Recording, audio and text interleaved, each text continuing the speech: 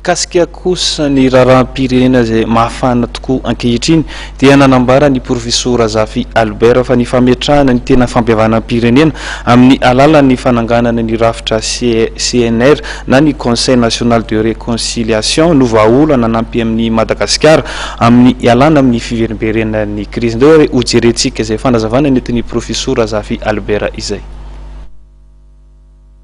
Mbola tsy tafapetraka ny tena fampiavanam-pirenena hoy ny profesora Zafi Albert ary ny tsy fametrahana ny rafitra CNR na ny Conseil national de réconciliation izay efa nifanarana tamin'ny vanim-potoana tetezamita sy efa voafaritra ihany koa ao anatin'ny lalam-panorenana amin'izao fotoana izao no mahatonga ny savoavorara politika miseho eto amin'ny firenena araka ny faneho-kevitra nataon'ity filoha teo aloha ity. Inona ny tanjona dia rafitra mety adéquat ny vazaha ilain'ny malagasy mba tsy hiverenana zany crise répétition zany izay le tanjona ametraka rafitra vaovao zay mety ho an'ny malagasy ary tsy hiverena zany ny crise zany zao mbola tsy tafapetraka zany hatramin'izao tianareo zany saika atao io a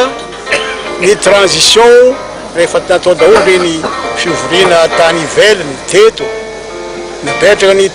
transition tokony ametraka zany hoe rafitra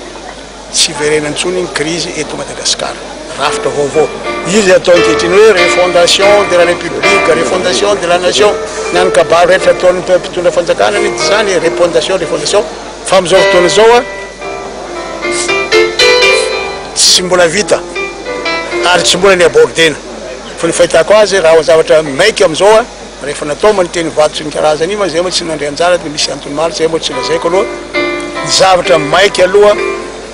nisy ny atao hoe Conseil national de réconciliation zay efa tapaka tany Maputo Addis Abeba sy ny karazany tokony hitsangana io tamin'ny transition anisany fahatelo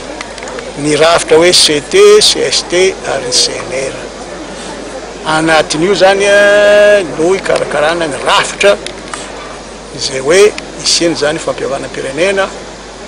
ary ny refondation mba tsy isiany crise miverimberina.